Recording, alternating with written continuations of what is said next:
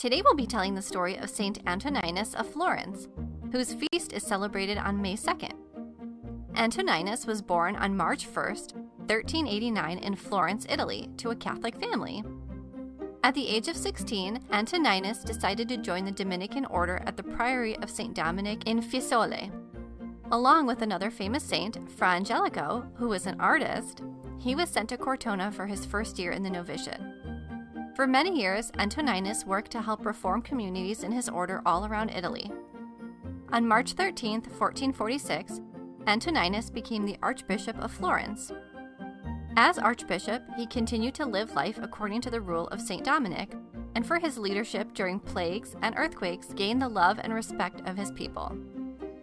Antoninus died on May 2, 1459, and his funeral was presided over by Pope Pius II. St. Antoninus is the patron saint of Moncalvo, Turin, Italy. Now it's time for our story. "This," said the Florentine merchant proudly, "is the finest fruit basket I have ever seen." He stood back from the table to admire the lovely gift. Gesturing for his wife to come over and examine the basket, he repeated himself saying, "The finest? Don't you think it's the finest you've ever seen?" he asked her. The merchant's wife nodded approvingly. "Oh yes, dear," she said. "It's absolutely beautiful. You really have done a nice job." And it was a very, very fine fruit basket, full of luscious, hard-to-find fruits, fragrant citrus, sweet apples, and an assortment of exotic dried figs and apricots imported from distant lands. The merchant rubbed his hands together excitedly. "Oh, I can't wait to take this to the Archbishop. I am sure I will receive some wonderful gift in return for this basket. I wonder what I'm going to get in return. Something very special, I should expect." His wife nodded enthusiastically. "Oh yes, something very special in exchange for this, I'm sure." "Well, dear," he said, "I can't wait another moment. I'm going to head over there right now and deliver it myself." And with that, the merchant grabbed his cloak, found the basket, and hurried out the door. It was a beautiful, sunny New Year's Day. The streets of Florence were full of cheerful people, enjoying the holiday, coming and going from shops and visits with friends. The merchant took a deep breath of the crisp January air and smiled to himself, imagining all the possible gifts he might receive in return from the Archbishop.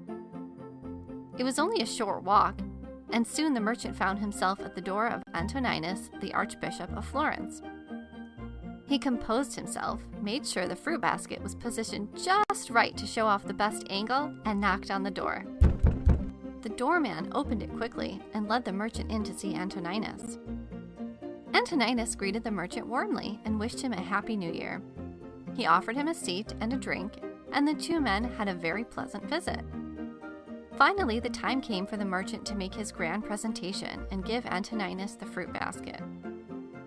"Before I go," he said, pausing dramatically, "I want to give you this gift," and he placed the lovely fruit basket on the table. The merchant sat back, smiling expectantly. St. Antoninus smiled gratefully and said, "May God reward you." And that's all he said. The merchant, who had expected a lot more than that, at first thought he should wait a moment to see if there would be more. But when the Archbishop only continued smiling and offered no other words or a gift in return, he became visibly disappointed. He picked up his cloak, curtly nodded goodbye, and walked out of the room. This was not lost on Antoninus. He could tell the man was disappointed, and even maybe a little insulted by his response to the fruit basket.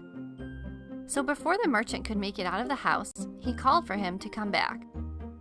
The man, still clearly upset, but trying hard to be polite, came back into the room. "I can see that you are disappointed," Antoninus said. "You do not think that you have received an equally valuable gift in return. You don't think the words that I offered you were good enough in exchange for your beautiful gift." The merchant's face looked very embarrassed, but he admitted this was true with a reluctant nod. "Well," said Antoninus, "let's see."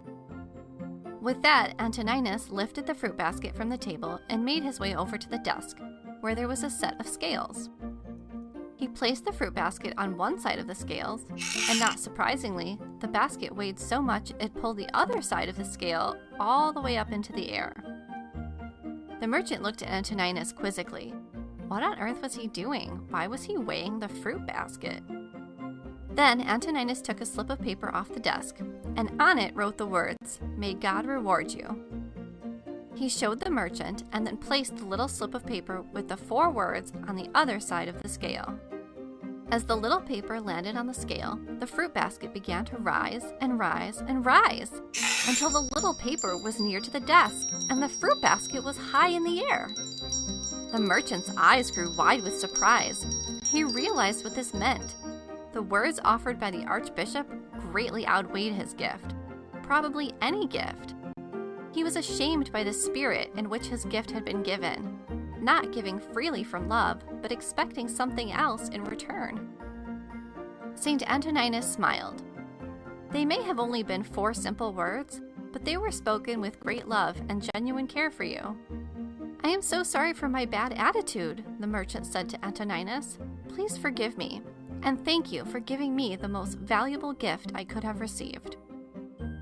The story of St. Antoninus reminds us that it is not what we receive, but the love and motivation of the giver of the gift that matters. St. Antoninus, pray for us.